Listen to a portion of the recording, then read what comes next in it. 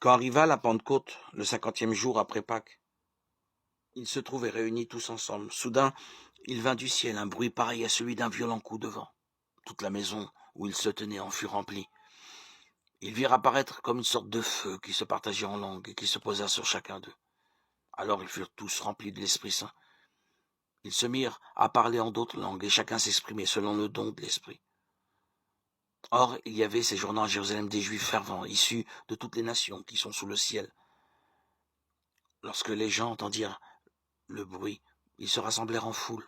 Ils étaient tous dans la stupéfaction parce que chacun d'eux les entendait parler sa propre langue. Déconcertés, émerveillés, ils disaient « Ces hommes qui parlent ne sont-ils pas tous des Galiléens? Comment se fait-il que chacun de nous les entende dans sa langue maternelle ?» Parthes, Médès et Élamites, habitants de la Mésopotamie, de la Judée et de la Cappadoce, des bords de la mer Noire, de la province d'Asie, de la Phrygie, de la Pamphylie, de l'Égypte et de la Libye proche de Cyrène, Romains résidant ici, Juifs de naissance et convertis, Crétois et Arabes, tous nous les entendons proclamer dans nos langues les merveilles de Dieu. Ils étaient tous déconcertés. Dans leur désarroi, ils se disaient les uns aux autres « Qu'est-ce que cela veut dire ?» D'autres disaient en riant « Ils sont pleins de vin doux. » Alors, Pierre, debout avec les 11 autres apôtres, prit la parole. Il dit d'une voix forte « Habitants de la Judée, et vous tous qui séjournez à Jérusalem, comprenez ce qui se passe aujourd'hui. Écoutez bien ce que je vais vous dire. Non, ces gens-là ne sont pas ivres, comme vous le supposez, car il n'est que 9 heures du matin. Mais ce qui arrive, c'est ce que Dieu avait dit par le prophète Joël. Il arrivera dans les derniers jours, dit Dieu, que je répandrai mon esprit sur toute créature. Vos fils et vos filles deviendront prophètes. Vos jeunes gens auront des visions et vos anciens auront des songes.